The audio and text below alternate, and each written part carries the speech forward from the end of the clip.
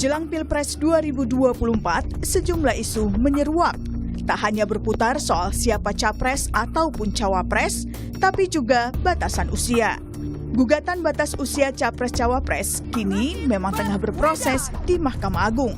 3 pihak menggugat pasal 169 huruf Q Undang-Undang Nomor 7 Tahun 2017 tentang Pemilihan Umum yang berbunyi persyaratan menjadi calon presiden dan calon wakil presiden adalah berusia paling rendah 40 tahun. Para penggugat mendorong batas usia calon presiden ataupun wakil presiden adalah 35 tahun. Dalam sidang, Wakil Ketua Mahkamah Konstitusi Saldi Isra mempertanyakan alasan penggugat mendorong batas usia menjadi 35 tahun. Pertanyaan besar kami sebetulnya, mengapa kok didorong ke 35, tidak ke 30 misalnya, atau ke 25? Karena kalau kita baca konteks perbandingan, Pak Habibur Rahman, ada negara tuh yang usia 18 loh, bisa menjadi Perdana Menteri. Tapi ada juga negara yang memilih 50 tahun untuk bisa menjadi kepala pemerintahan itu.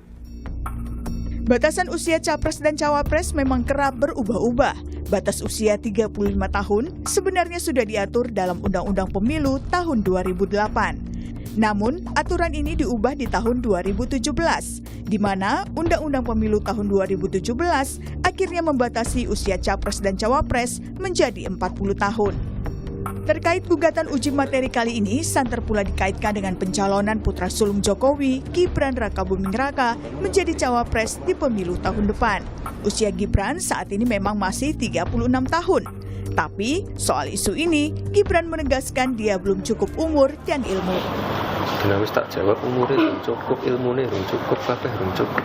Apa aku? Tapi kan dengan ini MK juga masih berjalan kan ada kemungkinan juga batas minimal kan diturunkan juga. Ya aku kan orang gagas, berita ini aku kurang ngikuti. Bes, sing liyane. Lalu siapa yang bakal diuntungkan jika usia capres-cawapres menjadi 35 tahun? Tim Liputan, Kompas TV.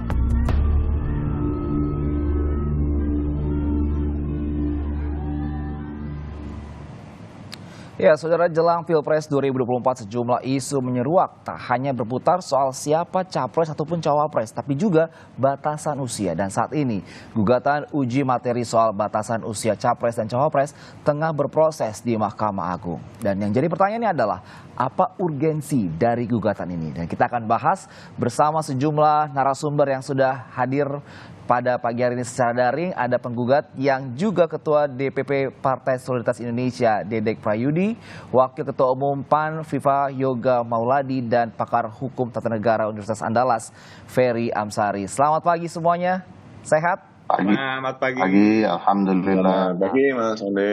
Oke, baik. Saya ingin mengajukan pertanyaan pertama kepada Mas Dedek sendiri.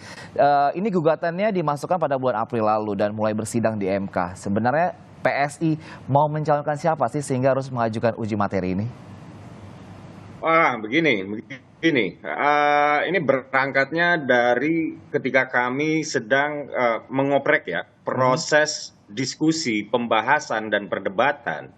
Kenapa batas usia capres cawapres itu dinaikkan dari undang-undang sebelumnya ya, undang-undang pemilu sebelumnya pada tahun 2003 dan 2008 yang mengatur itu di batas minimum 35, dan kenapa dinaikkan menjadi 40 gitu. Kami lihat, kami trace, kami ikuti perdebatannya, diskusinya. Karena di sana kemudian ada alasan lucu. Jadi disebutnya di situ karena anak muda usia 35 sampai 39 itu dianggap masih labil. Dan ini menurut kami tidak memiliki landasan yuridis yang kuat, satu.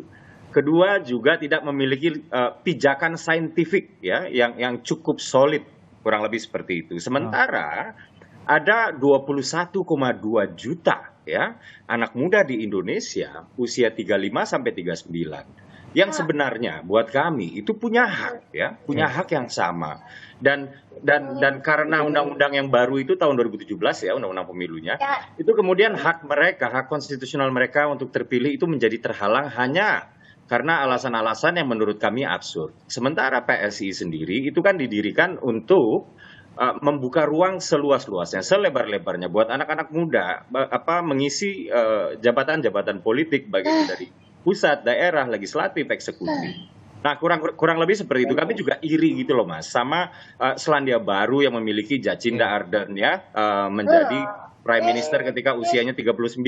Ada juga Leo Varadkar ya dari Irlandia menjadi Perdana Menteri ketika usia 38. Emmanuel Macron ya di Prancis menjadi presiden pada saat usia 39. Dan di dalam diri seorang Sultan Syahrir kita punya sejarah yang membanggakan ketika beliau menjadi Perdana Menteri ya walaupun bukan presiden. Oke, Itu jadi pada saat usia semangatnya 30. sebenarnya semangat anak muda ya, semangat anak muda untuk bisa menduduki posisi-posisi tertentu. Namun sebenarnya kenapa 35?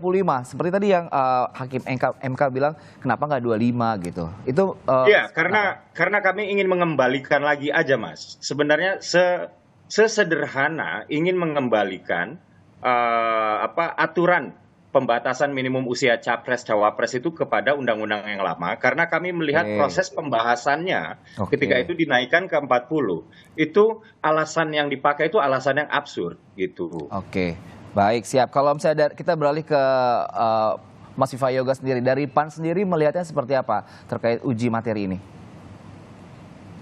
Pada saat itu, Mas Andi, saya menjadi anggota Pansus untuk RUU Undang-Undang Pemilu yang sekarang menjadi Undang-Undang Nomor 7 Tahun 2017. Suasana kebatinan perdebatan tentang pasal ini, tentang usia dari 35 tahun dinaikkan menjadi 40 tahun, secara prinsipil tidak mengalami perdebatan yang krusial. Sebagaimana dalam sistem pemilu, alokasi kursi berdapil, konversi suara menjadi kursi, parliamentary threshold dan presidential threshold. Jadi suasana kebatinan pada waktu itu kenapa dinaikkan menjadi 40 tahun usia untuk calon presiden dan calon wakil presiden, itu pada perspektif psikologis bahwa dengan usia 40 tahun itu relatif kematangan pikiran, kematangan intelektual, kemudian pengalaman diri, kematangan mental spiritual itu sudah memenuhi unsur itu.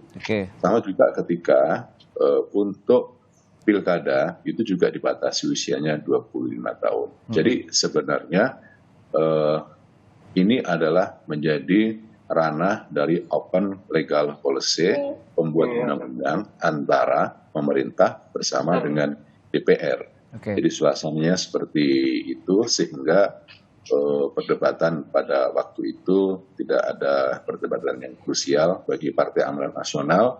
Itu lebih pada penekanan bukan usia 35 atau 40 tahun, tapi lebih pada penekanan bahwa seseorang kandidat itu harus lebih mempunyai sisi integritas, kemudian kapasitas dan kompetensi, intelektualitas, serta visi leadership. Jadi lebih ditekankan pada perspektif itu, sehingga suasana yang terjadi pada pembahasan undang-undang pemilu yang sekarang menjadi undang-undang pemilu itu tidak menjadi perdebatan yang krusial. Tapi ini akan kita kembalikan pada ranah Mahkamah Konstitusi.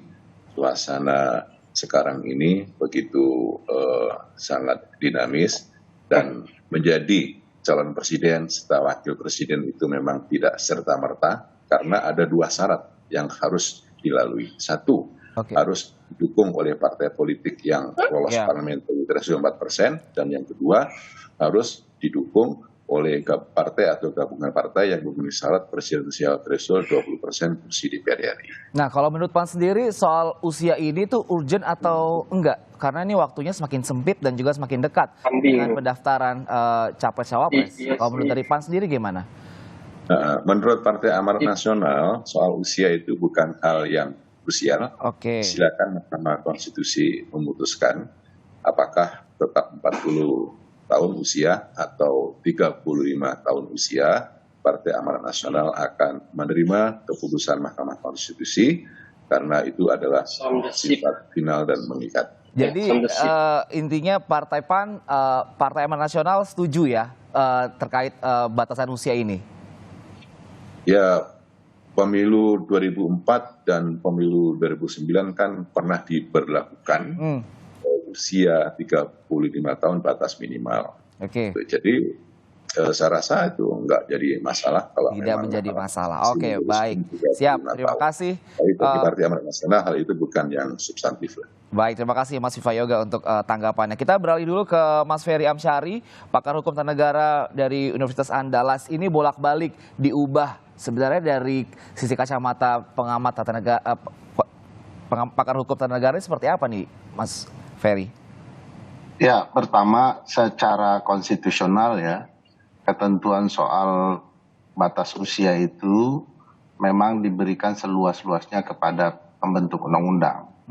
Sebab di pasal 6 dan 6A Undang-Undang Dasar itu ditentukan syarat menjadi presiden dapat diatur lebih lanjut dalam undang-undang. Ini mekanisme open legal policy, artinya diserahkan ke pembentuk undang-undang.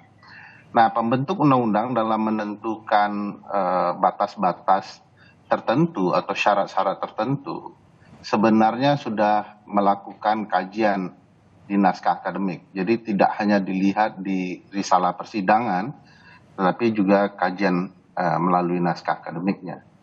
Nah, karena ini kesepakatan politik, sebenarnya memang tidak ada format baku tertentu ya mengenai batas usia. Sepanjang dia adalah pembatasan hak yang diperbolehkan oleh undang-undang di pasal 28J ya, Undang-Undang Dasar 1945 ya diperbolehkan saja. Nah, yang menarik sebenarnya dari perdebatan pembatasan ini adalah kenapa baru sekarang? Kan pertanyaan besarnya. Sementara waktu sudah kurang lebih tidak sampai 3 bulan lagi akan ada pendaftaran calon presiden dan wakil presiden. Nah, pendekatan melihatnya tentu akan sangat politis ya, dan itu tidak dilarang. Pendekatan politisnya kita mengetahui sama pentingnya dengan pertanyaan Hakim Konstitusi. Kenapa angkanya 35? Yang kebetulan Mas Gibran akan mendekati angka usia itu kan.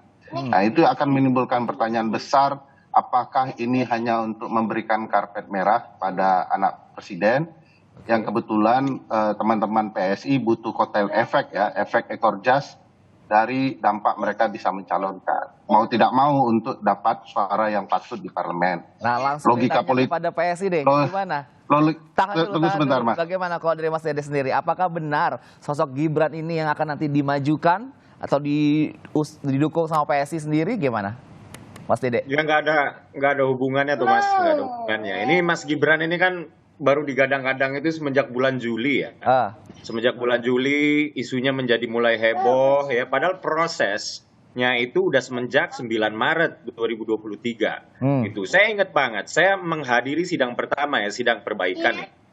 Di situ sepi banget Mas, nggak ada wartawan, nggak, cuman kami aja gitu. Karena memang sebenarnya ini nggak ada hubungannya dengan Mas Gibran, dan diskusi di internal DPP PSI sendiri tentang pembatasan usia minimal capres-cawapres ini sudah terjadi semenjak Desember 2022 ya. Lalu penyusunan dokumen untuk kami ajukan JR itu take proses dari Januari sampai Maret. Akhirnya kami ajukan JR itu di tanggal 9 Maret. Artinya kurang lebih ada 2 bulan lebih lah kami menyiapkan diri, menyiapkan dokumennya. Dan saat itu tuh Mas Gibran itu belum jadi omongan. Dan yang kedua, dari PSI sendiri, kami sudah melakukan rembuk rakyat di DPW PSI DKI ya, DKI Jakarta. Kami justru menjagokan Mas Gibran untuk DKI 1 Mas, bukan untuk RI 2 gitu. Jadi apa namanya, ini sudah kita deklarasikan ya sebulan yang lalu oleh Wakil Ketua Umum kami sendiri bahwa untuk kursi gubernur di DKI Jakarta yang dimana PSI sudah memiliki fraksi di sana ya, 8 kursi ya, nomor satunya itu ternyata adalah Mas Gibran gitu. Nomor 2 dan lain-lain baru ada di sana, ada Grace Natali dan lain-lain ya, Wakil Ketua Dewan Pembina kami. Jadi kami komitnya di sana Mas, bahwa kemudian isu ini digeser untuk pencawapresan Mas Gibran RI 2 ini nggak ada hubungannya. Justru kami menjagokan Mas Gibran itu di DKI 1. Oh, tidak ada hubungannya, bahkan justru Gibran didukung untuk di DKI 1. Kalau dari kacamata Mas Viva Yoga seperti apa nih kalau misalnya angka 35 ini untuk indikator kematangannya, kelayakannya itu seperti apa? Soal gugatan para pihak ke Mahkamah Konstitusi dari pasal-pasal di Undang-Undang Pemilu itu adalah merupakan bagian dari dinamika masyarakat. Dan Partai Amanat Nasional melihat itu tidak ada kaitannya dengan seseorang atau figur tertentu. Tapi kalau secara politik ada yang mengkaitkan, itu juga bebas-bebas saja, tidak jadi masalah. Tapi yang penting adalah bahwa batasan usia itu dalam pertimbangan banyak hal, itu juga menjadi bagian dari proses politik yang ada di DPR, bagaimana DPR bersama dengan pemerintah memiliki komitmen bersama terhadap pasal-pasal yang ada di Undang-Undang Pemilu. Jadi batasan usia itu juga menjadi bagian penting dalam perspektif psikologis dan itu termaktub di naskah akademik sebelum pembahasan draft RUU di setiap pembahasan di DPR, dan ini saya rasa menjadi pertimbangan yang logis dan akademis dan rasional, dan itu menjadi hal yang sangat menentukan terhadap pasal-pasal yang ada di setiap undang-undang yang dibahas di DPR.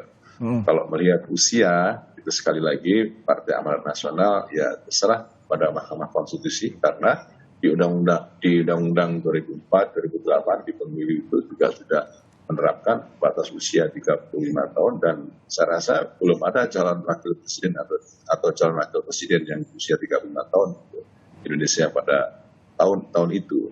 Dan kalau sekarang dikaitkan dengan figur tertentu, ya secara politik itu menjadi bagian dari dinamika masyarakat saja.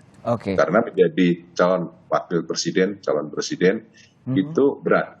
Saya katakan harus memenuhi unsur didukung oleh partai politik yang lolos parliamentary threshold di pemilu 2019 4%, di pemilu 2019, dan yang kedua harus didukung oleh partai politik atau gabungan partai politik yang memiliki presidensial threshold 20% kursi di DPR RI, dan setiap partai politik berdasarkan kepada akal sehat, salah satu pertimbangannya adalah berdasarkan kepada proses survei tentang popularitas, elektabilitas, itu menjadi salah satu pertimbangan yang penting bagi setiap partai politik di dalam proses pencalonan calon presiden dan calon wakil presiden. Jadi memang tidak serta-merta kemudian soal usia ini jadi hal yang begitu menghebohkan, dan saya rasa partai politik juga akan bersikap rasional berdasarkan kepada pertimbangan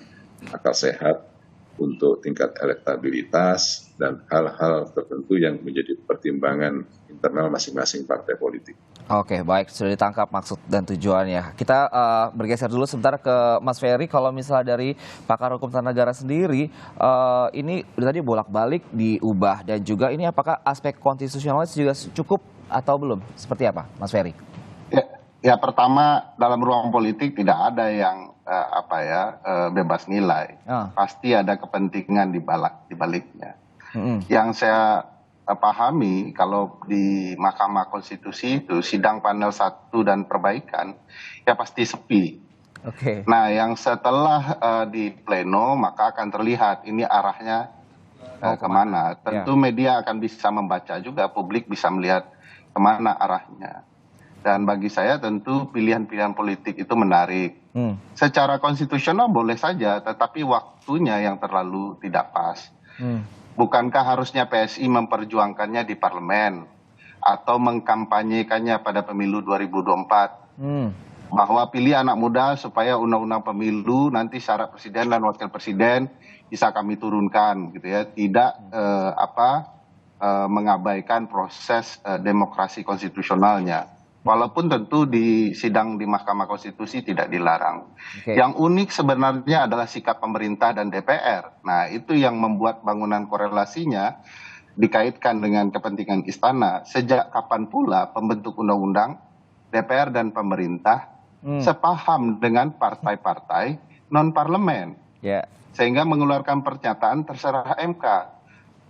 Okay. Dalam batas logika praktik beracara di MK, biasanya pembuat undang-undang akan mempertahankan undang-undang yang mereka buat, apalagi yang menggugatnya partai non parlemen. Seolah-olah apa yang dibuat pembentuk undang-undang tanpa kajian naskah akademik, tanpa kesepakatan politik, sehingga boleh saja kemudian mereka partai non parlemen melakukan gugatan. Ini janggal sekali menurut saya, memberi jalan kepada partai non parlemen diterima gagasannya, padahal semestinya pihak DPR dan pemerintah betul-betul mempertahankan undang-undang yang mereka buat. Jadi sebenarnya nggak urgensi banget dong berarti kalau menurut Mas Ferry? Ya, sudah pasti tidak urgensi karena mekanisme umur syarat menjadi presiden itu open legal policy, boleh saja diatur oleh pembentuk undang-undang. Kalau tidak nyaman dengan itu, bertarung di parlemen. Beda dengan ambang batas pencalonan presiden yang tidak ada di konstitusi, begitu ya. Mestinya tata cara yang sebenarnya sudah diberikan kepada pembentuk undang-undang wewenangnya itu yang harus dipertahankan oleh teman-teman DPR dan pemerintah. Secara politik berbenturan, berbeda pandangan dengan partai non parlemen tentu wajar. Yang aneh itu kalau kemudian seharusnya membela diri, tidak melakukan pembelaan, itu bagi saya tentu asumsi publik bahwa ini adalah rangkaian penting dengan keluarga istana menjadi sangat masuk akal. Oke, baik. Berarti masih ada tanda tanya besar yang akan nanti kita bahas nanti di segmen berikutnya. Tetap bersama kami di Sapa Pagi untuk membahas tentang Cawapres, batas usia Cawapres dan Capres di angka 35 tahun. Tetaplah bersama kami. Kita lanjutkan perbincangan kita di pagi hari ini terkait usia minimum Capres-Cawapres di angka 35 tahun. Mas Viva Yoga sendiri tadi ya sudah mengupakan bahwa ada beberapa kriteria jika seseorang bisa dikatakan layak dan didukung menjadi Capres-Cawapres, bukan terkait usia. Seperti tadi dibilang mengatakan pada sisi integritas, kompetensi, intelektual. Apakah itu bisa menjadi batas kelayakan untuk dikatakan cocok nih didukung menjadi capres atau cawapres? Ya, jadi setiap pembahasan undang-undang selalu dimulai dari naskah akademis, kemudian dibentuk panitia kerja atau panja, atau dibentuk panitia khusus atau pansus, kemudian kerja dari panitia ini keliling ke kampus-kampus, ke organisasi masyarakat, ke kelompok-kelompok masyarakat untuk meminta respon dan tanggapan untuk memperbaiki naskah akademis. Lalu kemudian dibuat draft RUU, kemudian dibawa ke pembahasan di panja atau pansus. Undang-undang pemilu itu di DPR selalu masuk pada panitia khusus, karena ini sangat khusus jadi pansus, selalu masuk di pansus yang pertama. Yang kedua, suasana kebatinan pada pembahasan usia di pansus undang-undang pemilu itu tidak krusial, sehingga lebih mudah untuk pembahasannya dari 35 tahun kemudian dinaikkan menjadi 40 tahun seperti yang saya sebutkan tadi, beberapa hal-hal yang penting yang menjadi landasan pemikiran.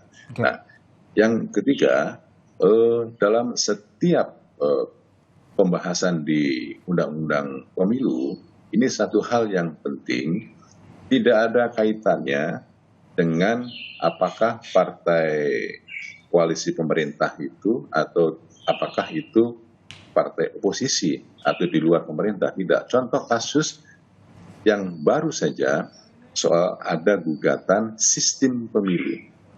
Dalam sistem pemilu terlihat bahwa ada perbedaan di partai politik koalisi pemerintah. Tidak kompak, tidak satu.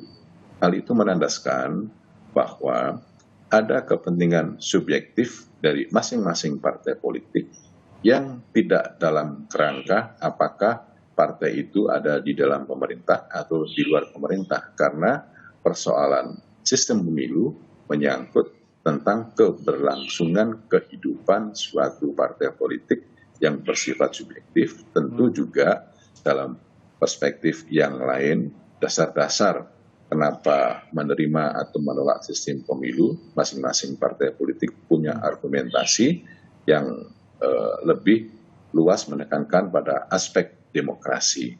Jadi ketika berbicara soal usia, saya katakan ini bukan hal yang krusial sehingga partai politik non-parlemen seperti PSI pun sama pandangannya dengan seluruh partai politik yang ada di DPR, apakah partai itu adalah partai pemerintah atau partai di luar pemerintah.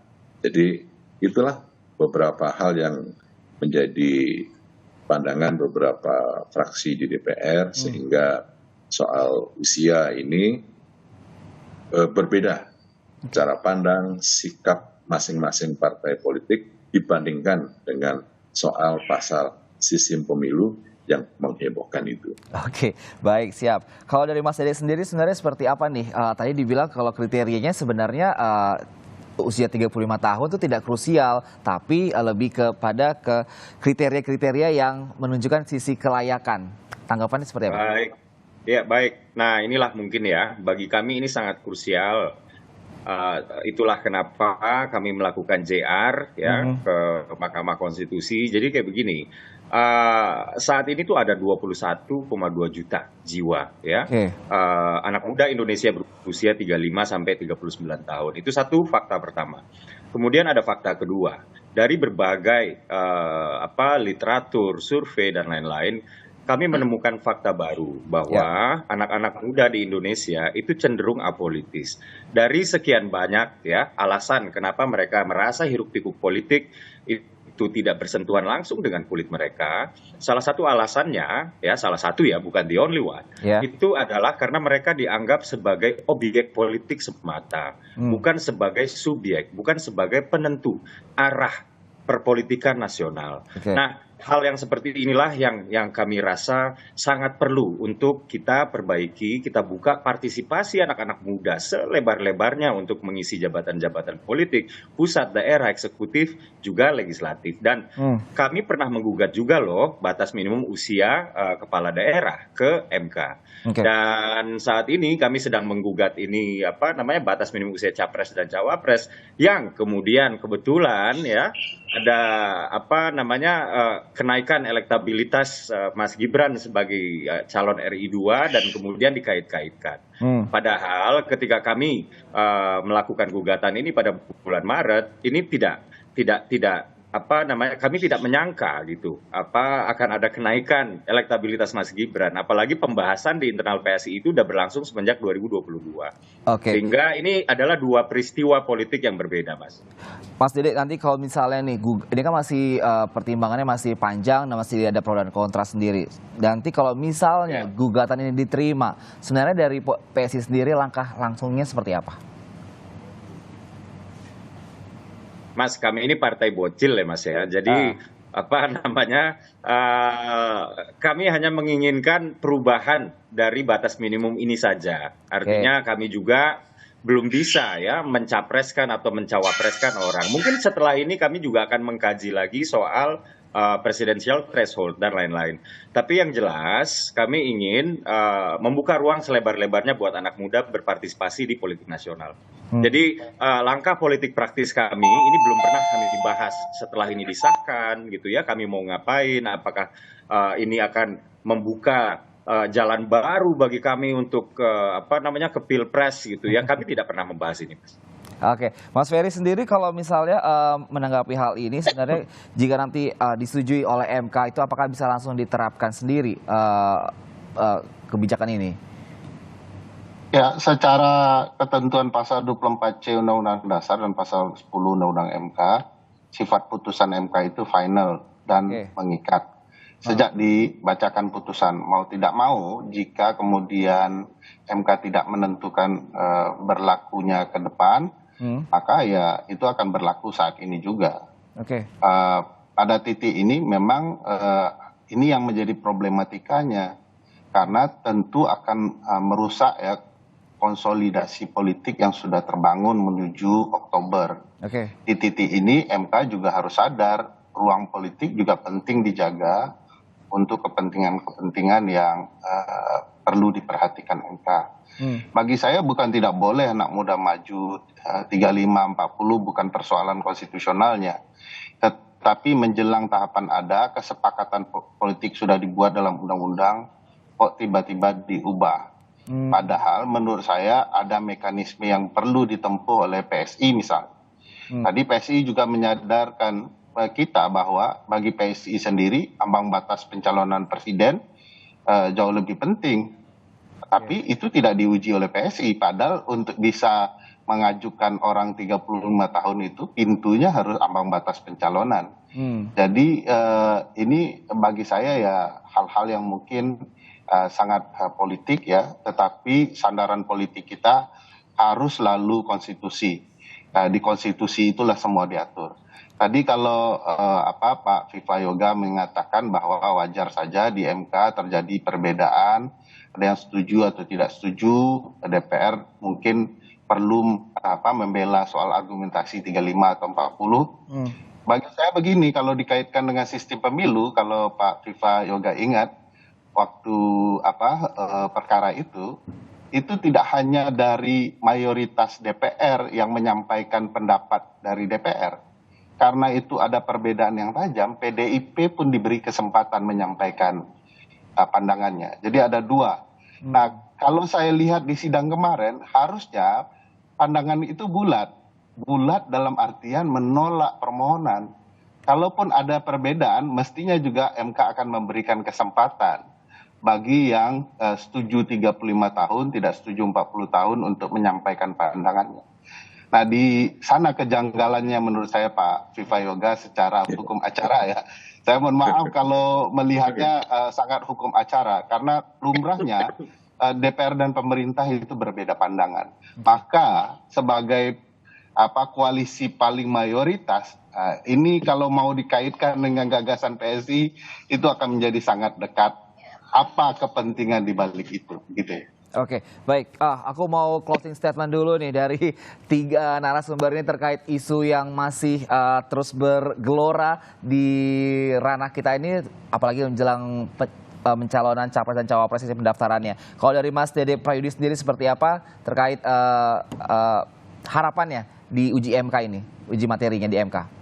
Baik, PSI itu nggak pernah kehilangan kepercayaan kepada generasi muda. Oke. Kami ya punya sosok-sosok yang kami imajinasikan hari ini ya untuk memimpin negara ini, untuk memimpin daerah-daerah di Republik ini ya, dan sosok-sosok tersebut ada di jiwanya anak-anak muda hari ini gitu. Dan untuk itu PSI terus mencoba ya untuk membuka ruang selebar-lebarnya bagi anak muda, tidak hanya berpartisipasi sebagai objek politik tapi juga sebagai subjek politik gitu. Dan langkah ini nggak akan berhenti di sini. Baik, siap. Gitu aja. Terima kasih Mas Dede. Kalau dari Mas Viva Yoga sendiri seperti apa mengenai isu yang terus berjalan dan bergulir ini dari PAN? Ya, Partai Amanat Nasional menyerahkan keputusannya kepada Mahkamah Konstitusi.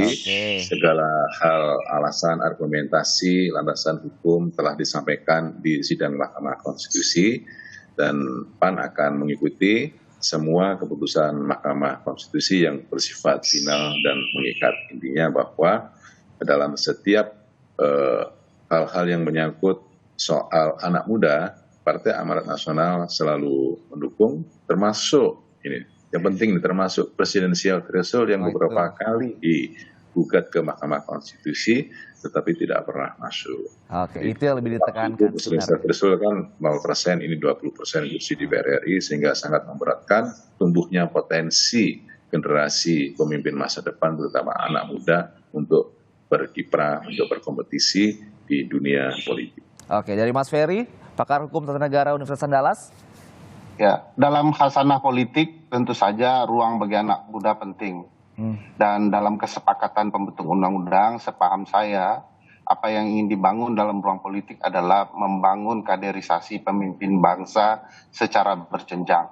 Jadi ada mungkin pengabdian dulu dalam berbagai proses politik ya, baru dia akan menjadi pemimpin nasional. Jangan sampai dari sekadar memimpin kota atau kabupaten tiba-tiba langsung meloncat memimpin negara. Bukan tidak mungkin dan bukan tidak bisa, tetapi kematangan politik juga menjadi penting, dan itu adalah kesepakatan pembentuk undang-undang.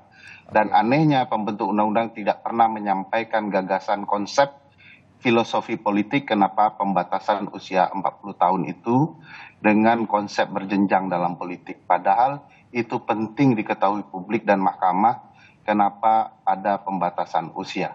Oke, baik, siap. Kalau gitu terima kasih untuk respon juga tanggapannya dalam dialog kita pada Sapa Pagi hari ini. Mas Dede Prayudi, Ketua DPP Partai Solidaritas Indonesia, Mas Viva Yoga Mauladi, Waketum Partai Amanat Nasional, dan juga Ferry Amsyari, pakar hukum tata negara Universitas Andalas. Terima kasih untuk waktunya. Salam sehat selalu. Terima kasih, Mas Uki, Pak Viva, terima kasih banyak.